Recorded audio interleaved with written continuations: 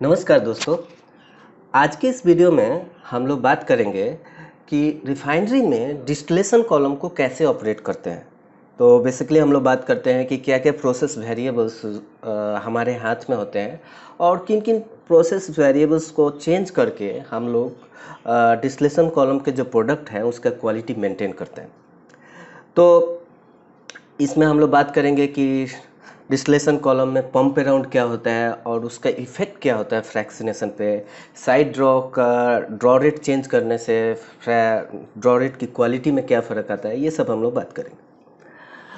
अब देखिए, रिफाइनरी में ऑलमोस्ट सभी यूनिट में डिस्टिलेशन कॉलम होते हैं, चाहे वो छोटा कॉलम हो या बड़ा कॉलम हो, बट ऑलमोस्ट सभी यूनिट में डिस्टिलेशन कॉलम होते हैं। इसलिए ये जो लेक्चर है, ये आप किसी भी यूनिट में काम कर रहे हैं या आपका केमिकल इंजीनियरिंग बैकग्राउंड है तो आपके लिए ये काम का लेक्चर होगा, आपको ये लेक्चर देखना चाहिए।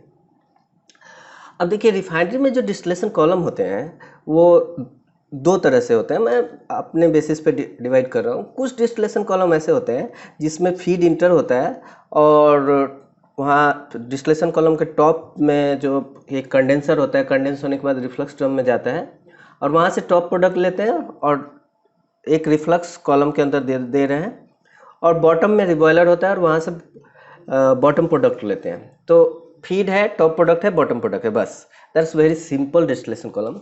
ऐसे सिंपल डिस्टिलेशन कॉलम के बारे में हम लोग इस लेक्चर में बात नहीं करने जा रहे हैं। हम लोग बात करेंगे बेसिकली उस तरह के डिस्टिलेशन कॉलम के बारे में जिसमें टॉप प्रोडक्ट के अलावा और बॉटम प्रोडक्ट के अलावा साइड प्रोडक्ट भी हो। जैसे आप देखिए, ये एक डायग्राम है, ये मेनली क्रूड डिस्टिलेशन यूनिट का है। आप देखिए यहाँ पे जो फीड है, प्री हीटेड फीड जो आ रहा है after pre heat exchanger train and furnace. अब ये जो फीड है यहाँ पे इंटर हो रहा है और यहाँ पे देखिए टॉप प्रोडक्ट के अलावा और बॉटम प्रोडक्ट के अलावा और भी साइड प्रोडक्ट है, जैसे जेट फ्यूल है, हेवी नेफ्था है, डीजल है, एजीओ है। तो डिफरेंट साइड प्रोडक्ट्स भी हैं। ऐसे जो कॉम्प्लेक्स डिस्टिलेशन कॉलम है उसके ऑपरेशन के बारे में हम लोग बात करने वाले हैं आज, ठीक है। इस तरह के डिस्टिलेशन कॉलम तो mainly crude distillation unit, vacuum distillation unit, इसके अलावा एफसीसी यूनिट में जो रिएक्टर का एफ्लुएंट होता है, रिएक्टर मतलब रिएक्शन होने के बाद जो रिएक्शन होने के बाद जो वेपर बनता है उसको सबसे पहले जो फ्रैक्शनेशन करते हैं उसको मेन फ्रैक्शनेटर कॉलम कहते हैं। उसमें भी टॉप प्रोडक्ट और बॉटम प्रोडक्ट के अलावा बीच में भी साइड प्रोडक्ट होते हैं, जैसे light cycle oil, heavy naphtha kind of thing. तो वो कॉलम का भी ऑपरेशन इस लेक्चर में आप समझ पाएंगे। उसी तरह हाइड्रोक्रैकर में भी जो रिएक्टर एफ्लुएंट होता है, यानी रिएक्शन होने के बाद जो प्रोडक्ट वेपर बनता है उसका फ्रैक्शनेशन, वो भी उसमें भी डिफरेंट साइड कट्स होते हैं। उसी तरह कोकर यूनिट में कोकर फ्रैक्शनेटर कॉलम। तो ये सारे जो यूनिट के जो बड़े बड़े डिस्टिलेशन कॉलम, जिसको मेन फ्रैक्शनेटर कॉलम बोलते हैं, वो सभी के ऑपरेशन के बारे में हम लोग बात करेंगे। तो अभी स्टार्ट करते हैं। तो देखिए, इस डिस्टिलेशन कॉलम में आप देखिए जो क्रूड ऑयल है उसको प्रीहीट करते हैं, पहले तो प्रीहीट एक्सचेंजर ट्रेन में और उसके बाद फर्नेस में। और उसमें क्रूड ऑयल को चूँकि फर्नेस में प्रेशर ज़्यादा होता है और जैसे ही कॉलम में इंटर होता है कॉलम का प्रेशर कम होता है, तो क्रूड ऑयल का जो हीटेड क्रूड ऑयल का most of the part flash हो जाता है। फ्लैश हो जाता है मतलब उसका जो हेवीएस्ट पार्ट है वो तो नीचे एज ए लिक्विड गिर जाता है और बाकी का maximum part as a vapour ऊपर की तरफ जाता है। तो इस जोन को हम लोग फ्लैश जोन भी बोलते हैं, ठीक है। तो जितना रिक्वायर्ड होता है वेपर को फ्लैश कराने के लिए, मान लीजिए यहाँ से वेपर जो है ऊपर चला गया, ठीक है, और जो है लिक्विड जो है वो नीचे आ गया, ठीक है। तो मान लीजिए लिक्विड नीचे आ गया, ठीक है। तो मैं बोल रहा हूँ जितना वेपर रिक्वायर्ड होता है फ्लैश कराने के ऊपर प्रोडक्ट वेपर के लिए, उससे कुछ ज़्यादा ही फ्लैश हीट करते हैं ताकि उससे कुछ ज़्यादा ही फ्लैश हो, और फिर उसको कंडेंस करके हम लोग वापस एक ड्रॉ के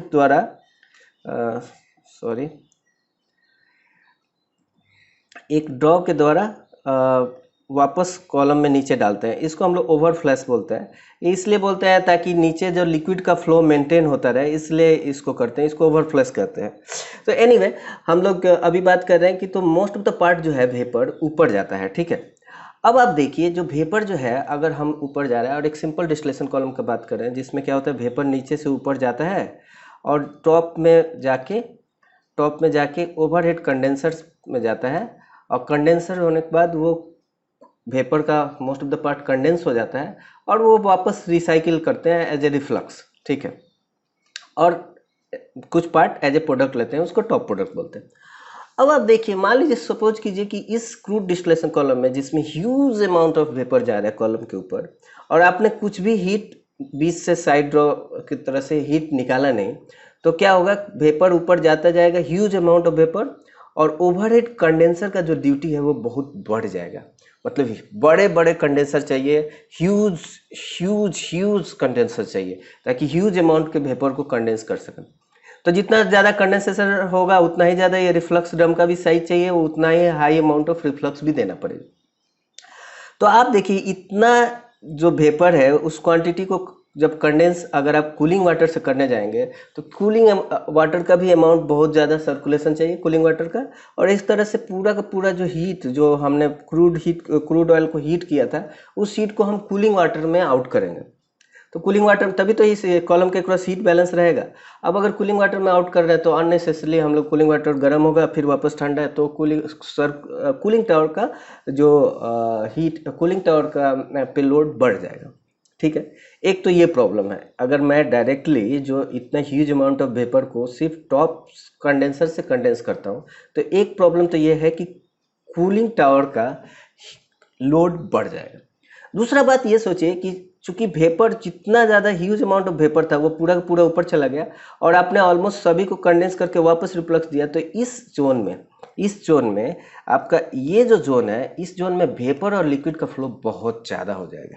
वेपर और लिक्विड का फ्लो बहुत ज़्यादा हो जाने से, अगर आपने मेरा एक लेक्चर देखा होगा फ्लडिंग के बारे में, उसमें हमने डिफरेंट टाइप ऑफ फ्लडिंग के बारे में बताया था, that is jet entrainment flooding and downcomer flooding.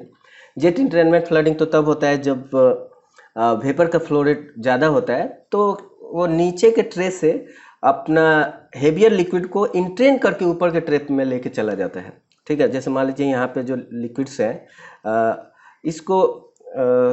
इसको जो है वो इंट्रेन करके वो अपने साथ लेके चला जाएगा। अब अगर अपने साथ लेके चला जाता है तो हेवियर कंपोनेंट ऊपर चला जाएगा, इसलिए फ्रैक्शनेशन खराब हो जाता है। उसी तरह डाउन कमर फ्लडिंग के बारे में भी बात किए थे। डाउन कमर बैकअप फ्लडिंग के बारे में वो तब होता है जब लिक्विड का फ्लो रेट बहुत ज़्यादा हो जाता है। अब लिक्विड का फ्लो रेट बहुत ज़्यादा हो जाने से डाउन कमर एरिया का कैपेसिटी उतना रहता नहीं और नीचे गिरता नहीं तो ऊपर ही रह जाता है। तो इस तरह से ये जो जोन होता है वो फ्लड हो जाता है, ठीक है। अब आप बात कीजिए, अब आप देखिए, तो अगर हम इस वेपर का कंडेंसेशन साइड्स में न करा करके अगर पूरा ऊपर जाने दें और ऊपर ही कंडेंस कराएं तो इस केस में हमारा टॉप जोन है डिस्टिलेशन कॉलम का वो फ्लड हो जाना है। तो दो प्रॉब्लम है, एक तो आपका हीट इफिशियंसी भी कम हुई, आपने कूलिंग वाटर में कॉलम का जो हीट है वो डिसिपेट किया है तो कूलिंग टावर का लोड बढ़ा है, और दूसरा फ्रैक्शनेशन भी खराब हो जाएगा। इसलिए ऐसे डिस्टिलेशन कॉलम जो ह्यूज बड़े डिस्टिलेशन कॉलम होते हैं उसमें जो कॉलम का हीट ड्यूटी बैलेंस करने के लिए सिर्फ टॉप रिफ्लक्स से कॉलम को ठंडा नहीं करते हैं बल्कि अदर पंप राउंड्स भी होते हैं। जैसे आप देखिए ये जो है डिस्टिलेशन कॉलम है और इसमें कॉलम से एक साइड ड्रॉ से ड्रॉ लिया और उसी ड्रॉ को ठंडा करके वापस भेज दिया। तो अगर इस ठंडा करके वापस भेज देते हैं तो क्या होगा, जो यहाँ से जो वेपर जो जा रहा था अभी चूंकि ठंडा लिक्विड इधर आया तो उस वेपर का मोस्ट ऑफ द पार्ट माने काफ़ी पार्ट कंडेंस हो जाएगा। तो इस तरह से वेपर लोड जो है ऊपर कम हो जाएगा तो कूलिंग टावर का जो लोड है वो कम हो जाएगा, कंडेंसर का हीट ड्यूटी कम हो जाएगा। तो एक तो ये फायदा है। तो इसके बारे में हम लोग बात करते हैं, बट इसके पहले मैं बता दूं कि कोई भी डिस्टिलेशन कॉलम में ये जो टॉप से जो हम लोग रिफ्लक्स देते हैं उसको टॉप रिफ्लक्स बोलते हैं, ठीक है। और जो डिस्टिलेशन कॉलम में किसी साइड्स ड्रॉज को से पंप करके उसको अगर हम ठंडा करके वापस देते हैं तो इसको हम लोग बोलते हैं पंप अराउंड। तो ये हो गया बेसिकली पंप अराउंड। इसको हम लोग सर्कुलेटिंग रिफ्लक्स भी बोलते हैं, माने पंप अराउंड बोलते हैं या फिर सर्कुलेटिंग रिफ्लक्स बोलते हैं। ठीक है, एक तो ये हो गया। अब ये आप देखिए, अब समझिए कि कितने तरह के रिफ्लक्स हैं। ये तो टॉप रिफ्लक्स हो गया, ये हो गया पंप अराउंड या सर्कुलेटिंग रिफ्लक्स। अभी देखिए, जैसे कि हमने अभी जस्ट बात किया था कि जो प्रोडक्ट वेपर है, सॉरी प्रोडक्ट ड्रॉ है, वहाँ से ही कुछ अमाउंट ऑफ लिक्विड को वापस ठंडा करके डाल दिए, इसको तो पंप अराउंड बोलते हैं। और कुछ एज ए प्रोडक्ट चला जाता है, वो जैसे अभी आपने डायग्राम में देखा है, वो बेसिकली स्ट्रिपर कॉलम में जाएगा और वहाँ पे स्टीम दे करके उसका लाइटर पार्ट को स्ट्रिप आउट करते हैं। तो लाइटर पार्ट जो भी है वो भी ऑलमोस्ट उसी ट्रे पे जाता है। ऑब्वियसली वेपर है तो ये ऊपर जाएगा, लिक्विड जो है वो नीचे जाएगा। बेसिकली सॉरी, ये जो वेपर है ये थोड़ा ऊपर की तरफ जाएगा, बट उसी ट्रे पे जाता है ऑलमोस्ट। तो ये जो है एज ए प्रोडक्ट ऐसा स्केमेटिक रहता है कि जो साइड ड्रॉ लिया उसको ठंडा करके वापस कॉलम में डाल दिया। इस तरह से जो कॉलम का जो हीट इन होता है, हीट आउट, यहाँ से कुछ अमाउंट ऑफ हीट आउट हो गया तो इसका हीट ड्यूटी कम होगी। अब देखिए कुछ अगर आप ये डिस्टिलेशन कॉलम का बात कर रहे हैं तो जहाँ से भी हम लोग ड्रॉ करते हैं ना कोई भी साइड प्रोडक्ट को, ऐसे ड्रॉ ट्रे को ड्रॉप ट्रे भी बोलते हैं। और ऐसे draw tray generally chimney tray होता है, इस तरह से चिमनी ट्रे होता है। नॉर्मली जो होता है इस तरह से चिमनी ट्रे होता है। ठीक है, आपने अगर देखा होगा या डायग्राम देख लीजिएगा गूगल पे, तो इस तरह से चिमनी ट्रे होता है। तो अगर आप देखिए इस तरह से अगर चिमनी ट्रे है तो इसका मतलब तो ये है कि नीचे का वेपर जो है वो तो फ्लो हो पाएगा इस तरह से, इस रास्ते से। मान लीजिए कि ये वेपर को मैं रेड कलर से दिखा रहा हूँ, तो नीचे का वेपर तो ऐसे फ्लो हो जाएगा, बट लिक्विड का फ्लो तो तब तक नहीं होगा जब तक कि इस हाइट तक, जैसे मैं मान लेता हूँ कि एक ट्रे को ये जो ट्रे है, सॉरी, जैसे मान लीजिए ये ट्रे है आपका। ठीक है, और जनरली क्या होता है, ट्रेज में वाल्स होते हैं या होल्स होते हैं। वो मान लीजिए ये होल है, तो इधर से जो है आपका, इधर से आपका जो वेपर है, वेपर का फ्लो होता है। और आपका लिक्विड का जो फ्लो है, लिक्विड का फ्लो कैसे होता है, लिक्विड का फ्लो जो है जनरली जो है वो डाउन कमर के थ्रू होता है। ये आपका लिक्विड का फ्लो है। ठीक है, इस तरह से वेपर का फ्लो होता रहता है और लिक्विड का फ्लो होता है और कांटेक्ट में आते हैं। ठीक है, अब अगर मान लीजिए कि ड्रॉप चिमनी ट्रे में मैं बोल रहा हूँ कि ड्रॉप चिमनी ट्रे ऐसा है कि आपका पूरा का पूरा जो कॉलम है, मान लीजिए ये मेन फ्रैक्शनिस्ट कॉलम का सेल है, तो पूरा का पूरा जो कॉलम है वो इस तरह से ड्रॉप चिमनी ट्रे है, इस तरह से।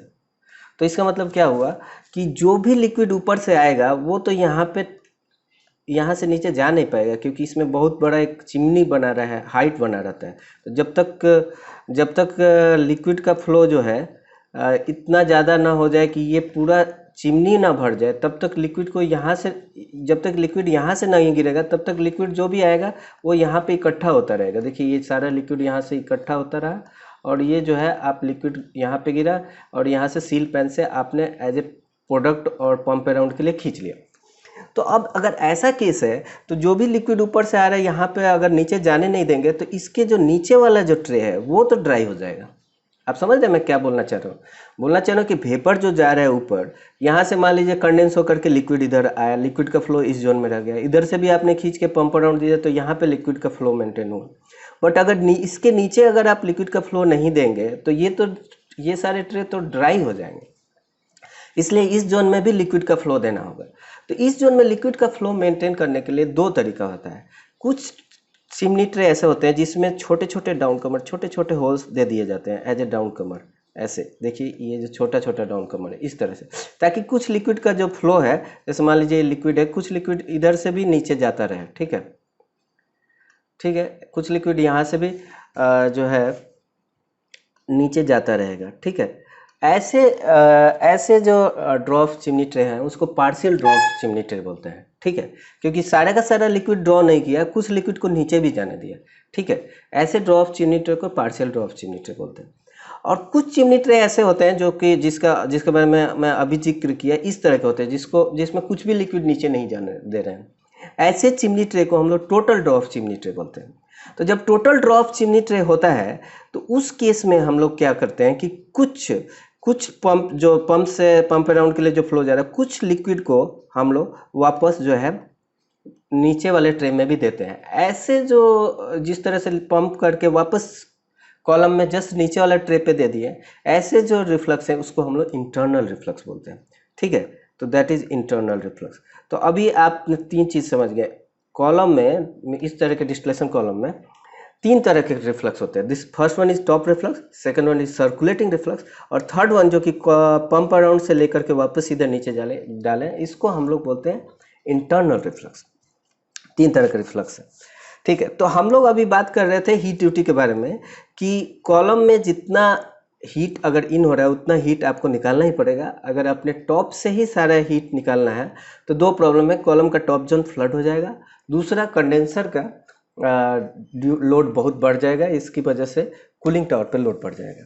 इसलिए इस लोड को कम करने के लिए और फ्लडिंग को कम करने के लिए हम लोग पंप अराउंड देते हैं। पंप अराउंड देने से हमारा एक और बहुत ही इंपॉर्टेंट फायदा यह हुआ कि पंप अराउंड जो है वो जनरली जो कूलिंग होता है वो प्रोसेस फ्लूइड के साथ होता है, मतलब कूलिंग वाटर के साथ नहीं होता है। जैसे फीड को प्रीहीट करना है तो फीड के साथ इस साइड ड्रॉ को हीट एक्सचेंज कराएंगे, फीड गर्म हो जाएगा, ये साइड ड्रॉ ठंडा हो जाएगा, तो इस तरह से हीट इंटीग्रेशन हो पाता है। तो पंप अराउंड देने से हमारा तो सबसे बड़ा फायदा ये है कि प्रोसेस फ्लूइड में हीट हमने लूज किया, प्रोसेस फ्लूइड गर्म हो गया। इस तरह से बाहर से हम लोग को कूलिंग टावर का लोड घटाने में बहुत मदद मिलेगी। दूसरा एक और बात है कि अगर आपने कुछ भी साइड से ठंडा नहीं किया, मतलब कोई भी पंप अराउंड नहीं दिया, तो वेपर लोड बहुत बढ़ने के कारण कंडेंसर पे हीट ड्यूटी जब बहुत बढ़ जाता है तो कंडेंसर में जो कूलिंग वाटर का आउटलेट टेम्परेचर है वो बहुत बढ़ जाता है। और आपने पढ़ा होगा कि कूलिंग वाटर का जब आउटलेट टेम्परेचर, कूलिंग वाटर का टेम्परेचर जब बहुत ज़्यादा हो जाता है, जनरली 55-60 के आसपास हो जाता है, तो उसमें कैल्शियम कार्बोनेट का डिकम्पोजिशन हो जाता है और इसलिए एक्सचेंजर बहुत फाउल करता है, बहुत जल्दी फाउल हो जाता है। तो इसलिए भी चाहिए कि हीट ड्यूटी कम होता है कि कूलिंग वाटर का आउटलेट टेम्परेचर कम रहे, ताकि ये एक्सचेंजर जो है वो कैल्शियम कार्बोनेट का उसमें कैल्शियम कार्बोनेट का मतलब वो कैल्शियम कार्बोनेट उस पर बैठे नहीं। ठीक है, तो इसलिए मैं अगर फंक्शन ऑफ पंप अराउंड के बारे में बात करूं तो देखिए क्या क्या फंक्शन है। पहली बात तो इसका सबसे मेन फंक्शन है कि हीट जो है प्रोसेस से स्ट्रीम को दे रहा है, अदरवाइज वो कूलिंग टावर में लूज होता है। दूसरा, कूलिंग वाटर का आउटलेट टेम्परेचर रिड्यूस कर रहा है जिससे कैल्शियम कार्बोनेट डिकम्पोजिशन घट रहा है। तीसरा, टॉप ट्रे का फ्लडिंग बच रहा है। और एक और बढ़िया बात यह है कि अगर आप टॉप कंडेंसर का अगर आप हीट ड्यूटी कम कर रहे हैं तो इसलिए क्या होगा कि यहाँ पे जो टॉप प्रोडक्ट बनेगा, यहाँ पे जो रिफ्लक्स डम का टेम्परेचर है वो कम हो जाएगा। रिफ्लक्स डम का टेम्परेचर कम होने से ये जो लिक्विड है इसमें जो गैस है उस गैस को एब्जॉर्ब कर पाएगा। तो इसलिए यहाँ से जो गैस बन रहा है, अगर मान लीजिए फ्लेयरिंग साइड में जा रहा है तो वो आपका फ्लेयरिंग कम होगा। तो ये सब हम लोग का फायदा हुआ। ठीक है, तो ये तो हम समझ गए कि पंप अराउंड कैसे काम करता है। ठीक है, पंप अराउंड का क्या क्या फंक्शन है और उसके क्या क्या फायदे। अब हम लोग एक जस्ट समझने के लिए बात करते हैं कि किसी भी डिस्टिलेशन कॉलम में किसी ट्रे पे फ्रैक्शनेशन कैसे होता है। ठीक है, अब हम समझना चाहेंगे कि पंप अराउंड का क्या इफेक्ट आता है फ्रैक्शनेशन पे। ठीक है, तो किसी भी डिस्टिलेशन कॉलम में अगर आप मान लीजिए कोई उसका ट्रे है, जैसे मान लीजिए सपोज कीजिए कि ये आपका डिस्टिलेशन कॉलम है, ये आपका डिस्टिलेशन कॉलम है और मान लीजिए ये आपका ट्रे है, ये आपका डाउन कमर है। ठीक है, तो किसी भी डिस्टिलेशन कॉलम में हम लोग बात किए थे कि वेपर जो है नीचे से ऊपर जाता है, वेपर नीचे से ऊपर जाता है तो नीचे का टेम्परेचर ज़्यादा रहता है, तो ऑब्वियसली हॉट वेपर नीचे से ऊपर जा रहे हैं। ऊपर का टेम्परेचर कम रहता है तो ऊपर से कोल्ड लिक्विड नीचे ऊपर से नीचे गिरता है। तो जब इस ट्रे पे लिक्विड, ऑब्वियसली लिक्विड जो है ऐसे नहीं गिरता है, रादर हमको ऐसे बनाना चाहिए। हाँ, तो अभी जो लिक्विड जो है वो ऐसे फ्लो होता है, क्रॉस फ्लो होता है ट्रे टावर में। तो लिक्विड जब ये जो लिक्विड जो इधर आ रहा है ये जो है वो कोल्ड लिक्विड है और नीचे से जो फ्लो जा रहा है वो हॉट वेपर का है। तो जब हॉट वेपर कोल्ड लिक्विड के कांटेक्ट में आता है तो वेपर ठंडा होता है, वेपर का कुछ पार्ट जो हेवीएस्ट जो लेस वोलेटाइल पार्ट है वो कंडेंस होगा। ठीक है, आप समझ रहे हैं। तो वेपर का जो लेस वोलाटाइल कंपोनेंट है वो कंडेंस होगा। और लिक्विड जब हॉट वेपर के कांटेक्ट में आएगा तो लिक्विड का टेम्परेचर थोड़ा बढ़ेगा, लिक्विड का जो हाई वोलाटाइल कंपोनेंट है वो वेपोराइज हो जाएगा। तो लिक्विड का जो हाई वोलाटाइल कंपोनेंट है वो वेपोराइज होकर वेपर में चला जाएगा। इस तरह से आप देखेंगे कि वेपर का जो लेस वोलाटाइल कंपोनेंट है लिक्विड के साथ चला गया, मतलब हेवी कंपोनेंट है वो लिक्विड के साथ चलता गया और वेपर में लाइटर कंपोनेंट जुड़ता गया। इस तरह से जैसे जैसे वेपर ऊपर जाते जाता है वेपर लाइटर होता जाता है, और जैसे जैसे लिक्विड नीचे आता जाता है लिक्विड हेवी होता जाता है, और इस तरह से डिस्टिलेशन कॉलम में फ्रैक्शनेशन होता है because of their heat and mass transfer. ठीक है, अब कैसे फ्रैक्शनेशन होता है, पंप अराउंड का क्या फंक्शन है, ये सब समझ जाने के बाद अब मैं एक क्वेश्चन करता हूँ। क्वेश्चन ये है सिंपल कि मान लीजिए एक क्रूड डिस्टिलेशन कॉलम है, ठीक है, और क्रूड डिस्टिलेशन कॉलम में मान लीजिए कि यहाँ पे एक साइड ड्रॉ है जिसको बोलते हैं जो डीजल ड्रॉ है। ऑब्वियसली यहाँ पे डीजल का भी एक पंप अराउंड होगा, एक स्ट्रिपर होगा, स्ट्रिपिंग आउट होने के बाद जो प्रोडक्ट बनेगा वो डीजल हुआ। बट जस्ट मैं सिंपली दिखाया है, ये डीजल है, और ये उससे जो हेवियर वाला साइड ड्रॉ है उसका नाम है गैस ऑयल। ठीक है, मतलब डीजल से हेवी प्रोडक्ट।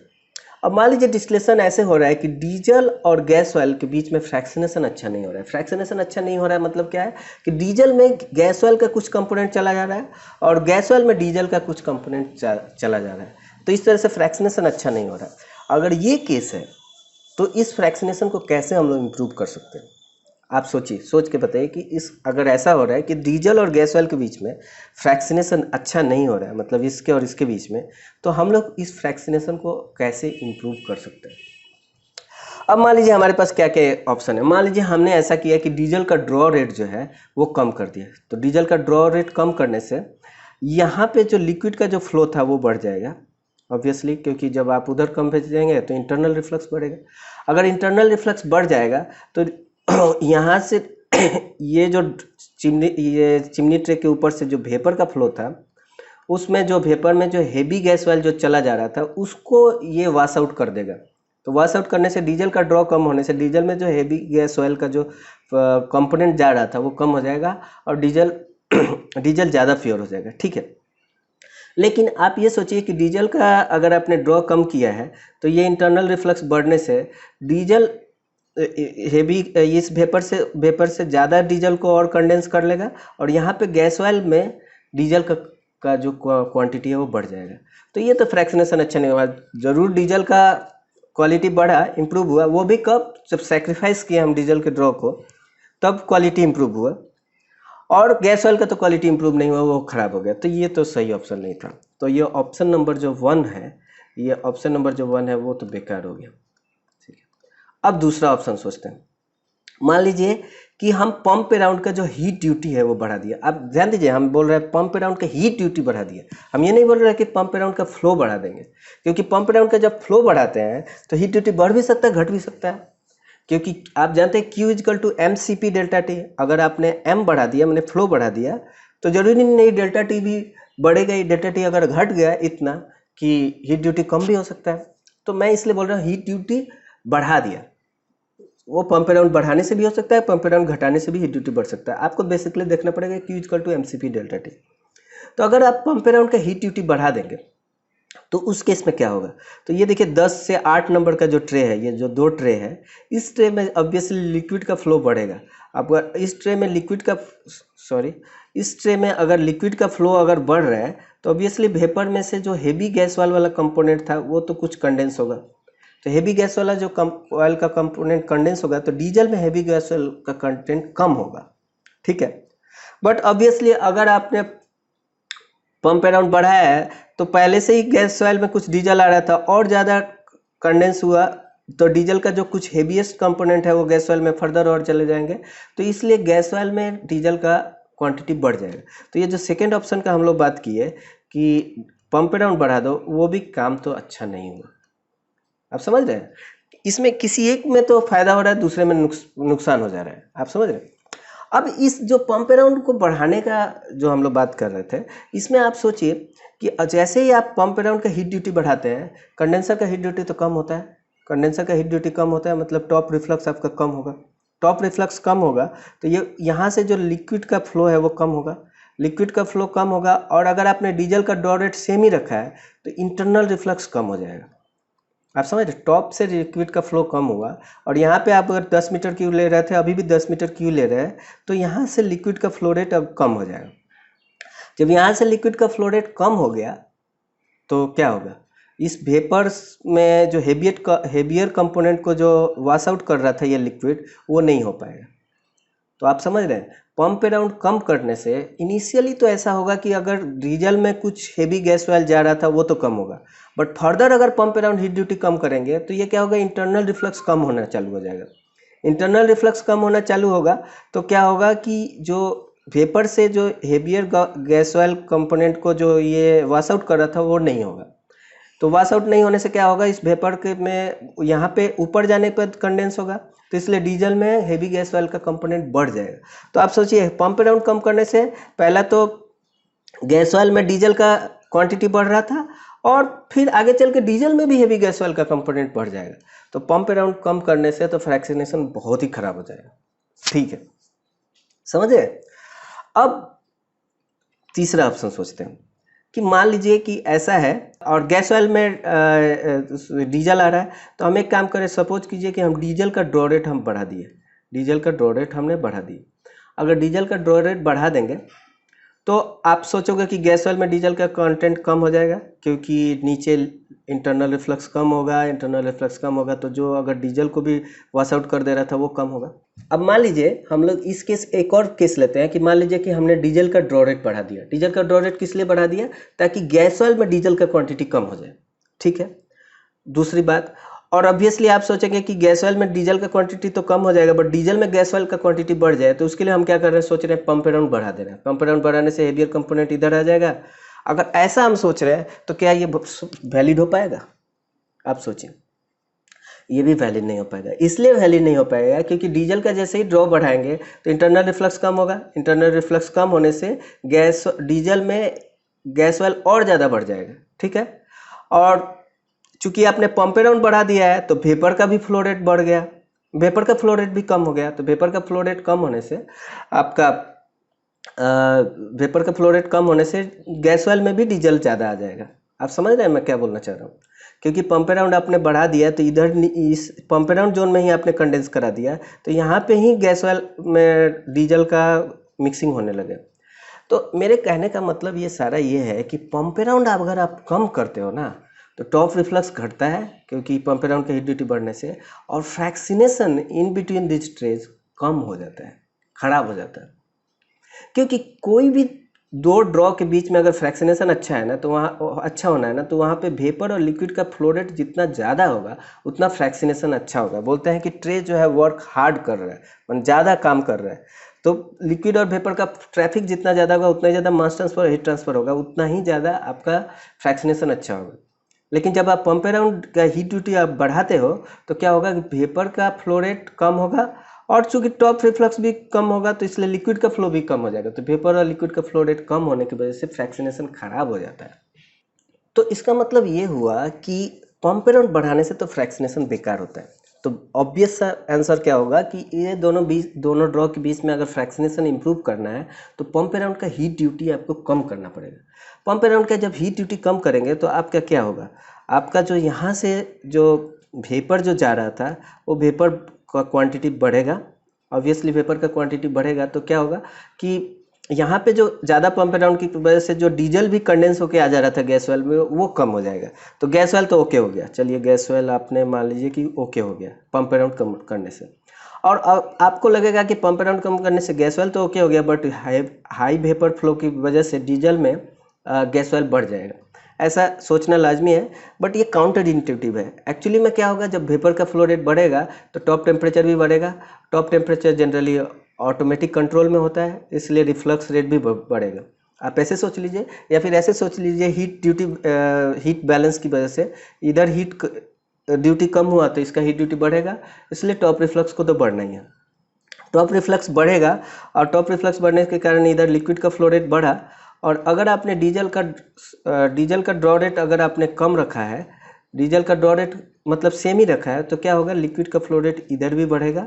लिक्विड का फ्लो रेट इधर बढ़ने से कारण डीजल में अगर आपको लग रहा था कि पंप अराउंड ह्यूमिडिटी कम होने से डीजल में गैस ऑयल ज़्यादा चला जाएगा, ऐसा नहीं है। इधर फ्रैक्शनेशन ज़्यादा होगा और जो गैस ऑयल का कंपोनेंट है वापस कंडेंस हो जाएगा। तो इसका मतलब क्या होगा कि डीजल भी ओके हो गया। तो इसका मतलब क्या होगा कि हीट ड्यूटी कम करने से फ्रैक्शनेशन अच्छा हो गया।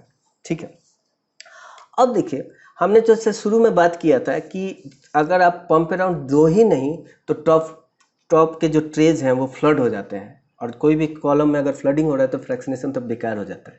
तो इसका मतलब पंप अराउंड अगर आप बहुत ही कम कर दोगे तो भी प्रॉब्लम हो जाएगा, तब फ्लडिंग हो जाएगा, क्योंकि वेपर का और लिक्विड का फ्लो रेट ट्रैफिक इतना ज़्यादा हो जाएगा कि कॉलम वो संभाल नहीं पाएगा और उसमें फ्लडिंग होने लगेगा।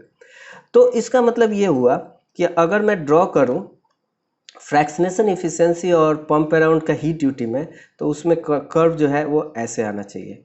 फ्रैक्शनेशन इफिशिएंसी एक हीट ड्यूटी पे मैक्सिमम होगा, उससे भी ज़्यादा अगर पंप अराउंड हीट ड्यूटी बढ़ा देंगे तो फ्लडिंग की फ्रैक्शनेशन इफिशिएंसी घट जाएगा, क्योंकि वेपर और लिक्विड का ट्रैफिक कम हो जाएगा।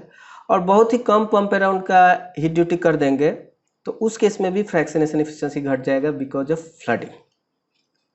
ठीक है, अब देखिए हमको कैसे पता चलेगा कि डीजल और गैस ऑयल का फ्रैक्शनेशन अच्छा हो रहा है। एक तो ये है कि लैब में जो रिजल्ट आ रहा है उसके बेसिस पे, बट अगर आप ऑपरेशन कर रहे हैं तो 8 आवर्स का तो आप वेट नहीं कर सकते हैं कि नेक्स्ट शिफ्ट में जब सैंपल जाएगा फिर 5 घंटे बाद उसका लैब रिजल्ट आएगा, इतना तो वेट नहीं कर सकते। तो एज ए ऑपरेटर आपको कैसे पता चल जाना चाहिए कि डीजल और गैस ऑयल में फ्रैक्शनेशन अच्छा हो रहा है कि ख़राब हो रहा है, जब हम हीट ड्यूटी बढ़ा रहे हैं। ठीक है, तो देखिए जब भी अगर आप हीट ड्यूटी बढ़ा रहे हैं और डीजल का ड्रॉ रेट और ड्रॉ टेम्परेचर और गैस ऑयल का ड्रॉ टेम्परेचर, इन दोनों के बीच का जो डिफरेंस है अगर वो बढ़ रहा है तो फ्रैक्शनेशन अच्छा हो रहा है। मतलब डीजल का ड्रॉ टेम्परेचर मान लीजिए घट रहा है, इसका मतलब डीजल में गैस ऑयल कम हो रहा है। गैस ऑयल का ड्रॉ टेम्परेचर बढ़ रहा है, इसका मतलब गैस ऑयल में डीजल कम हो रहा है। तो इस तरह से डिफरेंस बढ़ जाएगा ना। तो अगर डिफरेंस बढ़ रहा है दोनों साइड ड्रॉ के बीच का, ड्रॉ टेम्परेचर के बीच में, तो फिर आपका फ्रैक्शनेशन अच्छा हो रहा है। और अगर डिफरेंस घट रहा है, अगर हीट ड्यूटी बढ़ाने से डिफरेंस घट रहा है, तो आप समझिए फ्रैक्शनेशन बेकार हो रहा है। ठीक है, तो एक्चुअली इस तरह से आप पता कर सकते हैं रनिंग प्लांट में ही कि हमको हीट ड्यूटी बढ़ाना चाहिए कि घटाना चाहिए। तो यहाँ पे मैं फ्रैक्शनेशन इफिशिएंसी को बेसिकली डेल्टा टी से मेजर कर रहा हूँ। ये तो फ्रैक्शनेशन इफिशिएंसी हो गया, और ये जो है ये हीट ड्यूटी हो गया पंप अराउंड फ्लो का। ठीक है, तो इस तरह से हम लोग बात कर सकते हैं। ठीक है, अब एक और चीज़ समझना चाह रहे हैं कि टॉप जोन फ्लड हो रहा है कि नहीं, इसको कैसे हम लोग पहचानेंगे। ठीक है, तो देखिए टॉप जोन फ्लड कब होगा, जब ऊपर ऊपर के सेक्शन में वेपर और लिक्विड का फ्लो रेट बहुत बढ़ जाएगा, तब टॉप जोन फ्लड होगा। ठीक है, अब सोचिए कि वेपर और लिक्विड का फ्लो रेट बढ़ने से क्या फ्लड होगा, तो फ्लड होगा तो हेवियर कंपोनेंट ऊपर आ जाएंगे ड्यू टू इंट्रेनमेंट और डाउन कमर बैकअप। तो हेवियर कंपोनेंट ऊपर जाने से ये जो गैसोलीन जो यहाँ पे दिखा रहा है, गैसोलीन का इन पॉइंट बढ़ जाएगा। तो एक तो ये सिम्टम है, आपको लैब रिजल्ट से पता चलने लगेगा कि गैसोलीन का जो है वो इन पॉइंट बढ़ गया। ठीक है, तो एक तो ये सिम्टम है। दूसरा बात करते हैं, दूसरा ये कि चूंकि यहाँ पे वेपर और लिक्विड का फ्लो रेट बहुत बढ़ गया, डाउन कमर बैकअप हो रहा है, इसलिए रिफ्लक्स ड्रम जो है वो बढ़ जाएगा, रिफ्लक्स ड्रम का लेवल बढ़ जाएगा। मतलब रिफ्लक्स इतना ज़्यादा लिक्विड का इधर फ्लो हो गया है कि नीचे तो जा नहीं पा रहा है, तो इसलिए रिफ्लक्स ड्रम बढ़ जाएगा। तो ये दूसरा सिम्टम हुआ। तीसरा सिम्टम ये होगा कि आप जब रिफ्लक्स का फ्लो रेट बढ़ाओगे तो टॉप टेम्परेचर घटने की बजाय बढ़ने लगा। ये अगर ऐसा हो रहा है तो ये 100% श्योर है कि उधर फ्लडिंग हो रहा है, क्योंकि रिफ्लक्स जो है वो कॉलम को ठंडा करने के लिए होता है। रिफ्लक्स बढ़ाने से टॉप टेम्परेचर घटता है, बट अगर आप रिफ्लक्स बढ़ा रहे हो तो इसका मतलब और ज़्यादा फ्लडिंग बढ़ रहा है, इसका इसीलिए टॉप टेम्परेचर बढ़ रहा है, क्योंकि हेवियर कंपोनेंट और ऊपर आ रहा है। तो इसलिए आप पक्का समझना कि रिफ्लक्स बढ़ाने से अगर आपका टॉप टेम्परेचर घट रहा है तो आपका फ्लडिंग हो रहा है। ठीक है, ये तीन सिम्टम है। और क्या सिम्टम हो सकता है आप सोचिए। और एक सिम्टम ये हो सकता है कि प्रेशर ड्रॉप, जो कि ऑब्वियस सा बात है कि प्रेशर ड्रॉप जो है इस जोन में अगर आप डेल्टा पी मेजर करोगे तो आपका इस जोन में प्रेशर ड्रॉप बढ़ जाएगा। तो जनरली हम लोग का रिफाइनरी में जो है वो delta P across the column रहता है, टॉप जोन का शिफ्ट नहीं रहता है, इसलिए डेल्टा पी तो उतना ज़्यादा बढ़ता नहीं है। अगर पूरा ही कॉलम में अगर फ्लडिंग हो जाए तब तो फिर डेल्टा पी पक्का बढ़ जाएगा, बट सिर्फ टॉप जोन में बढ़े तो उतना ज़्यादा इफेक्ट दिखता नहीं। बट ये रिफ्लक्स बढ़ाने से अगर टॉप टेम्परेचर बढ़ रहा है तब तो पक्का ही फ्लडिंग हो रहा है। ठीक है, तो डिफरेंट कॉन्सेप्ट्स के बारे में हम लोगों ने बात कर लिया। ऑब्वियसली थोड़ा अगर आपने कभी ऑपरेट नहीं किया है, कभी इस तरह सोचा नहीं है, तो ये थोड़ा कॉम्प्लेक्स लग रहा होगा। इसलिए मैं नेक्स्ट पार्ट में डिफरेंट सिनेरियो की बात करेंगे। डिफरेंट कि आप डीजल ड्रॉ रेट बढ़ा दिए तो किस तरह से बाकी प्रोडक्ट का क्वालिटी चेंज हुआ, या पंप अराउंड घटा दिए बढ़ा दिए, इसके बारे में और डिटेल में क्वेश्चन आंसर के माध्यम से हम लोग बात करेंगे। तो आप इस लेक्चर को एक बार फिर से रिवाइज कर लीजिए, फिर नेक्स्ट पार्ट का लेक्चर देखिएगा। Thank you.